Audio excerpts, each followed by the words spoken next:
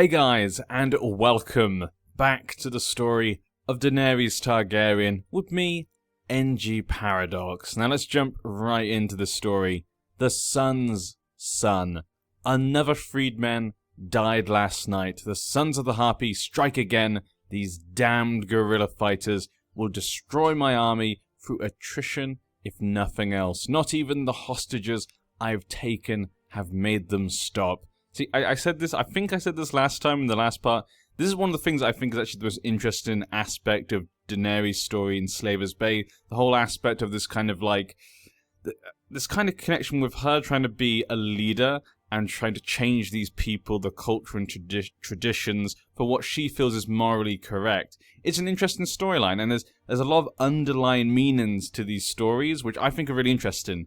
Overall, like, I think one thing that gets a lot of people to like Dany or not like her is how you see this story going. Do you see this as, you know, she's morally correct and she's helping these people and it's for the greater good? You'll probably like her as a character, but some people see it as that actually, by her trying to do all this stuff in Slaver's Bay, she's actually just caused bloodshed and catastrophe for the people who actually live there. So those people she's trying to slave, she's actually just causing more bloodshed and harm and horrors to happen to these people. So she's actually causing more conflict by trying to help.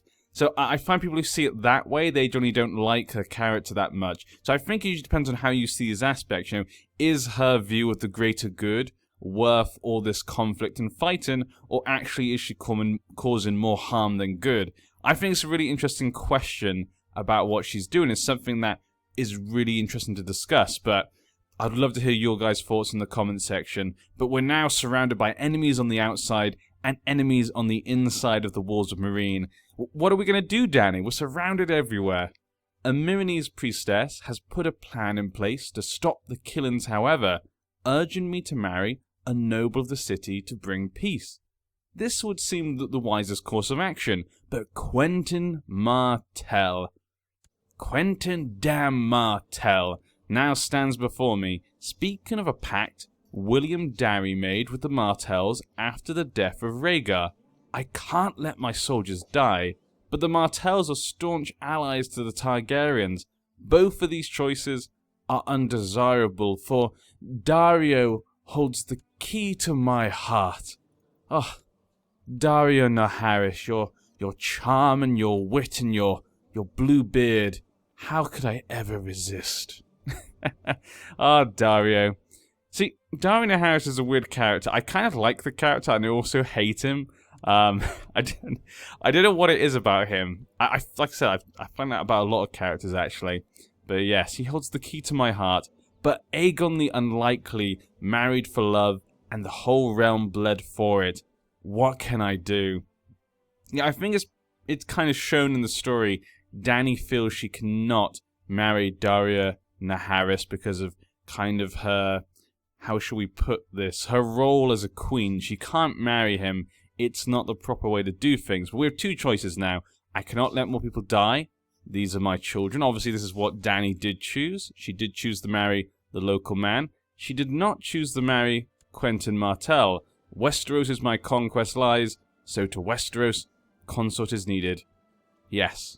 Now, personally, I know, again, Quentyn Martell is another character in the story who divides a lot of people in the books. Personally, I really love the character. I love the story. The whole kind of thing of him feeling that he has to do whatever he can for the family. He can't go back empty-handed. He is the hero in the story. He is a prince, a Martell. And so he does something which a lot of people regard as very stupid.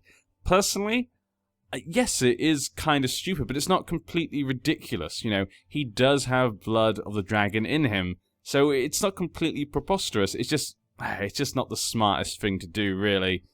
But he's willing to do anything, I guess, and that's kind of why I like him as a character. But that's just me.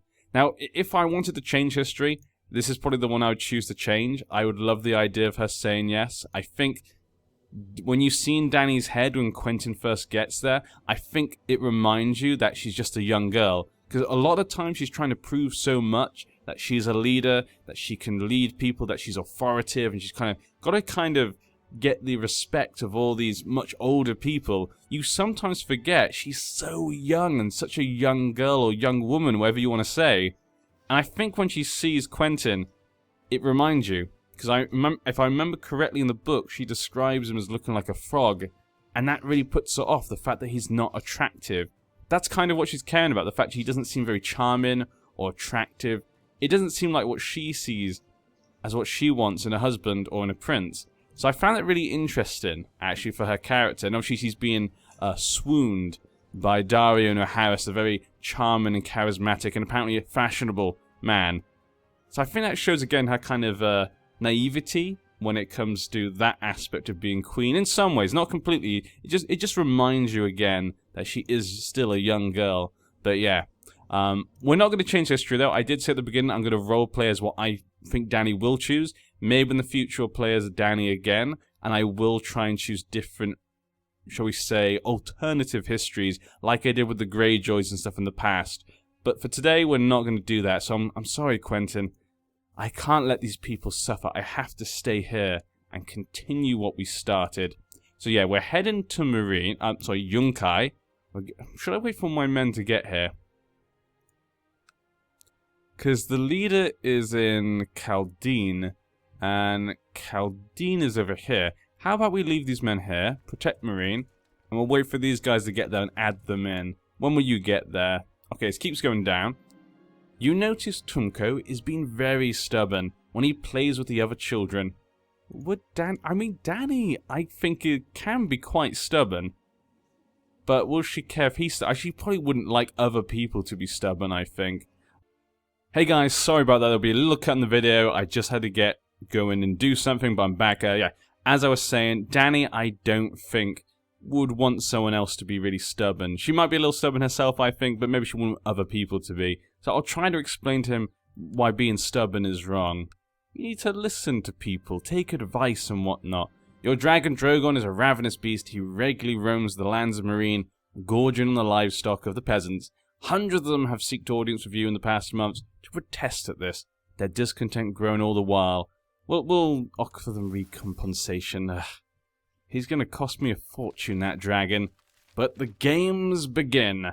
My husband of convenience has won me peace with the Yunkish. Well, I mean, we're at war right now, but yes, I know. It's just the event. Has won me peace with the Yunkish, but I've been forced to cease my wars of liberation. Such must I do to protect my children and reclaim my birthright from the usurper's line. At the gladiatorial games held in celebration of the wedding, my husband presses upon me a dish of fried locust. A local delicacy. Yum yum yum. Locusts. Everyone loves locusts. The bloodshed has robbed me of my appetite, however. As the afternoon draws on, the pit floor is soaked by the blood of beast and man alike. After one particular gruesome spectacle, I am tempted to leave. But with a cry, a winged monstrosity comes crashing down upon the sand. My Drogon. Many attempts to kill him, but I shall not allow them to rob me of my child. Running out onto the sand, I wonder, will he know me? Will these men listen? I'm the blood of the dragon. We gain Dragon Rider, but we also go missing. So that's obviously really good, obviously. We want to have a dragon. That will allow us to hopefully easily defeat the enemies of Meereen. But we're also missing. So we've flown off into the Dothraki Sea, and my husband, Hizdar Zalorak, has taken over as regent. Yeah, we're not so fond of him. But yeah. 26th. Okay, we're starting to get surrounded by quite a few enemies. I may have to leave Meereen. It may be wise to actually leave, because some of them go into no man's, like 11,000 to that's 15,000, 8,000 up here, 10,000 there, and 18,000 come from Volantis. I think we have to leave, don't we? We kind of have to. 2nd November. Yeah, stay there. We're going to have to leave. There's no way we can stay in Meereen and survive the sea. Drogon carried me to his lair in the bleak Dothraki Sea. I must return to my children to Meereen. Wandering through the plains, I come across a stream and trip. I feel so ill, bleeding between my legs. It has been so long. To go north, I must journey south. To reach the west, I must go east. To go forward, I must go back. And to touch the light, I must pass beneath the shadow. So there we go. A lot of people obviously are speculating, because it's not actually stated, that because she's bleeding between her legs, this probably means that she can have babies. So as you can see here, the seas must burn. We gain fertility. Obviously, I'm not sure. I can't remember on the TV show if they have her bleeding between her legs. I think they do, but don't hold me to that. I don't remember exactly on the TV show whether she actually was. I would assume they would do that, because if that is true, obviously that's a really big point. But Lord Ludd, Whitehill was beheaded on the orders of Lord Paramount Roose Bolton. Well, there we go. Okay. Well, the Whitehills just lost their head. Torrin Whitehill, his son, has taken over. Married to a Dustin. That's a good marriage. If you've played the Telltale Game of Thrones games, obviously you know about the Whitehills. And it looks like the Brotherhood Without Banners has been defeated by Tommen and his usurper allies. Yeah. Pet cat, of course. Sir Pounce. The real man behind the throne, that. Aggo approaches you. My liege, I have a great idea. I mean, I'm not even here right now. I have a great idea for a monument. Something to raise our cultural status and make the people notice what a great ruler you are. I would require some gold and your patience, and the work would take a year to complete. So be it, surprise me. I don't think so. I mean, would Dany want them to really build something to honor her? I mean, if it's to increase our cultural status, okay, fine then, yeah. I guess she would. Even though she's not there. Well, I guess we'll say, you know, Hisdar Zalorak, he did that. And I could see him doing that, you know. They seem to like, you know, statues of harpies and whatnot in Meereen. I mean, it could just be another statue of that. But yeah, they're all coming to Meereen now. So it's a good job we've escaped. 20,000 men. We need Dany to return. If Dany returns, we can win this fight. But without Dany, there is no hope. Hope is lost. Now this is in the mountains, so actually we could probably stay here for now. My master, Sir Bowson Selmy, has expressed a desire to get married. Well, well now.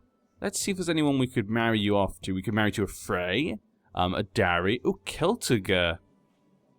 That's an interesting one, Barristan. You want to marry a Celtiger? Other than that, Wayne, nothing that really stands out to me.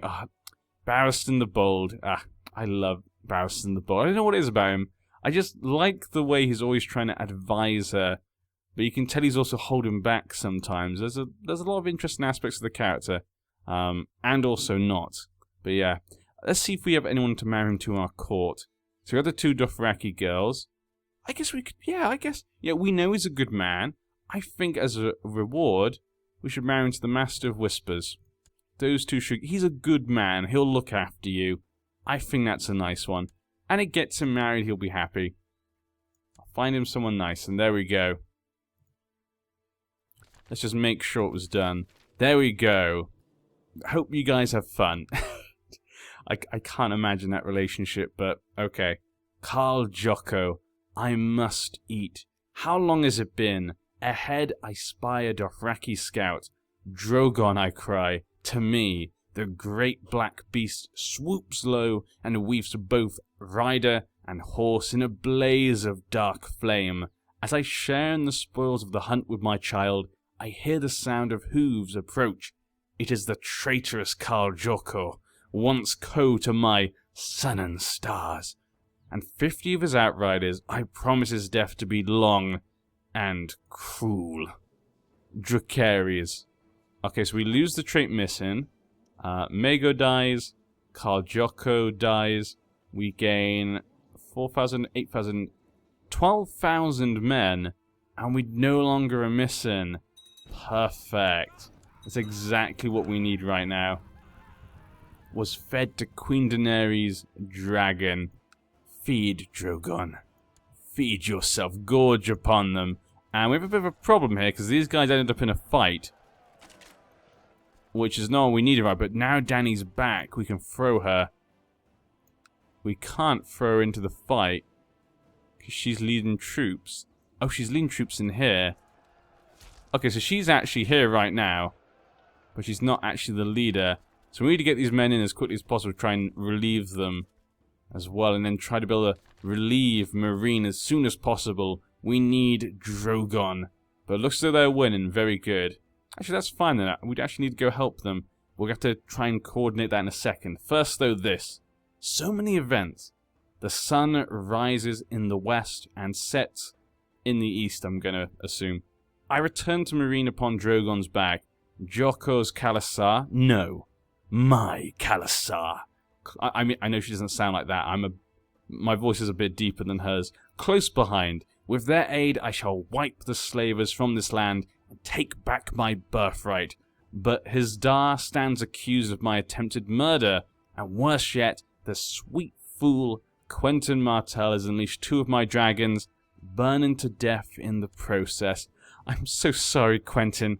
We couldn't save you. A shame. I must find a good replacement for my treacherous husband. So my husband is imprisoned, we get a divorce, and Quentyn dies. It's a sad day.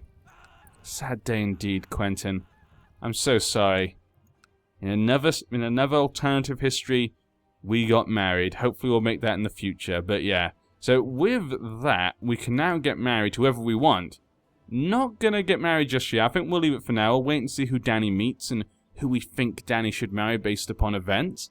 I know some people are probably gonna say marry Jon Snow already, because I know that's a popular choice for many people, but we'll see what happens, obviously. Jon Snow may die by the time we get to Westeros, who knows. And maybe he's on the Night's Watch as well, so I don't think we can get married. But, yes. Let's get on with the council then. We have a new council. Hand of the King. This is someone we need to trust. Now, obviously there's Archibald Yonwood, or Ironwood, however you want to pronounce it. I know some people say the Y should be pronounced as an I, but then again, it's at the beginning of the sentence, it's not in the middle like it normally would be, so maybe it's just pronounced normally like Yonwood. I don't know, and Yonwood to me sounds better than Ironwood, but that's just my opinion. We got Gareth Drinkwater as well. Both of these two basically came with Quentyn Martell. They're now stuck in our court. They have nowhere to go. How do they get back home? For now, I guess we'll try and utilize them, and maybe we'll become closer. Maybe they'll become friends. You know, I'm going to put Barristan as my Hand of the King. Hand of the Queen, sorry, that should be. Archibald, you can be Master at Arms. Actually, let's go through the rest first. Master of Laws. Actually, Barristan's pretty good at laws. But we'll put Gareth Drinkwater, the Master of Laws. Again, I'm going to utilize these two. They are Westerosi men, after all. You are actually the best one, so we'll pick you. And the Master of Whispers. She is still the best. Court Physician. And Septon. Okay, those are fine. So, Hand of the King, we're going to choose. Barristan, I know, is not that great at it, but he's got some good diplomacy at least. And, of course, we want him to be Hand of the Queen. It's where he should be, I think. I could see him doing that. You train some troops in Meereen. You collect money there, and the rest is fine. So we got that sorted. Do I still have my bodyguards? Yes, we do. Do we have any more bodyguards we could choose? Grey Worm, we could choose Hero. Hero, I guess, is more of a war leader. Archibald, though, would be a pretty good bodyguard, but we don't trust him. We'll leave it with just these two for now. But if we can get to trust Archibald, then he would make a fine bodyguard, I must say. Unless let time go. My prisoners complain. Of course he's complaining about his dark cell. Let him rot. But we must get back to Meereen. We have to save my people. Okay, we captured this guy. But we need to capture the leader of Yunkai. It's the only way to end this war quickly. So he's in no man's land. So we need to get down to here. And he's going to... I'm thinking he's in the biggest one, so he's probably going to Meereen. Let's put these together. So put those together. We can then put Dany in charge. And Grey One will be in charge of this one. Belwowski's my bodyguard. We'll put him with us. And we'll take Jocko. Joggo, because he is a Dothraki after all. We'll take those ones. Leaders of this shall be Grey One and Hero. and then we'll go Groleo. We'll put those guys in charge of this force. Now, what do we do here? How do I want to go with this? Do I send Dany in first? I think we're going to send Dany in first. In fact, what's the supply limit for her? 42. Okay, we'll send all of them to Meereen, and we'll just head straight down to attack those guys. I think that's the best course of action. Who gets there first, though? 8th of January. They'll get there much sooner. Well, actually, not much sooner, but a little sooner. I'm fine with that. She has the dragons, after all. The dragons should be able to hold on. Oh, Forest of Mire was beheaded by King Tommen. Another one of the Brotherhood Without Banners bites the dust. It's a shame. It's a shame. Personally, I like Forrest. I like Forrest. I love the actor who's playing him on the TV show, actually. To be honest, you know, a lot of people do give the TV show a bit of stick for certain plots and stuff and changes. But Dawn, no Quentin, of course. But when it comes to casting, they have been spot on. Their casting has been really good, I have to admit. Do we just jump right in? They'll escape on the 11th of January. We'll get there on the 12th. That should be okay if there's only 15,000 there. We could definitely handle that. On the 8th. My young courtier's finished education, the Red Lamb. Okay, and Tumco has become a skilled commander. He's not too bad, actually. He's not too bad at all. Need to keep an eye on that. Okay, what courtier education would you like to purchase for your ward, Missandei? I think we're gonna purchase the most that we can get. You know, Daenerys obviously cares for her. Some more people have been beheaded, apparently. So we're all heading down there, yeah. All heading straight for Yunkai. Yeah, he's still in no man's land, so this is perfect. We'll go in, we'll crush them. Unmarried and pregnant. The fates have cursed me. Uh-oh. So I'm guessing we are sleeping with Daario Naharis. Now, we obviously got back from the Dothraki Sea. As we passed Meereen, Daario was basically like, I thought you were dead. I thought I'd never see you again. We must make love. And we made love. And apparently I got pregnant. Which is probably not good. I mean, this is a difficult one. Because I feel like Dany would feel like maybe it's her duty to drink some moon tea. Because, you know, they're not married. This could be a dangerous thing. But then again, she's a young girl, and you're losing her first son. She might be quite happy about this, and she does seem to care for him. Maybe this would make her quite happy. So I'm going to say okay. I feel like we'll go for this. He's of our blood. Yeah, she's proud of that. Yeah, I'm going to go with that. That's what I feel we'll go for. Edmund Tully has been defeated. The siege of Riverrun has finished, and he has been captured. This means a lot of changes for the Riverlands. A lot of changes for the Riverlands indeed. Let's have a quick look. So now obviously Littlefinger is now the Lord Paramount of the Riverlands, or the Trident as it said there. And he's married. He's married to Vivian Royce. A Royce is a very good marriage. That kind of sustains his link with the Vale, and also a very big family, of course. No children just yet, though. No children just yet. Obviously, Aemon Frey has now got Riverrun, so the Freys get more power. Walder Frey is seemingly still alive at 93 years old. I find he normally dies quite early on, just from old age. But yeah, I think that we're going to have to end this part here. So I hope you guys have enjoyed up to this part. We haven't really got that far just yet. There are so many events that pop up. I know we're not changing anything just yet. Things will change in the future, but for now I just wanted to keep things to how I feel she would choose it, because I want to try and get to the point where Season 7 is, and try and, like, see where things go from there. That's what I'd like to happen, but who knows what will happen when it comes to events and other things. Things could completely change by themselves, and we'll have to react to that. But for now, I'm trying to keep to what I feel she would choose. And I think this is actually... This should be... Actually, the current events that have just happened, that would be the last part of where the books got. So now we can kind of be a bit more open. But I'm sad, I've not seen an event for Tyrion and Jorah Mormont. I don't know if they have an event where they get to Meereen, but it should have been by now. So that kind of disappoints me that there isn't one, but maybe there's something later. Hopefully there is, because I I want both characters to come to us. That'd be great. I'm sure I've seen Tyrion go to Meereen in the mod, so I'm assuming there must be one later, or maybe it has a chance of happening or not. I'm not sure, but yeah. Hope you guys will join me next time. We'll continue the stories of Lady Stormborn, Breaker of Chains, Mother of Dragons, Lady of Titles, whatever you'd want to call her, basically. And I'll see you then.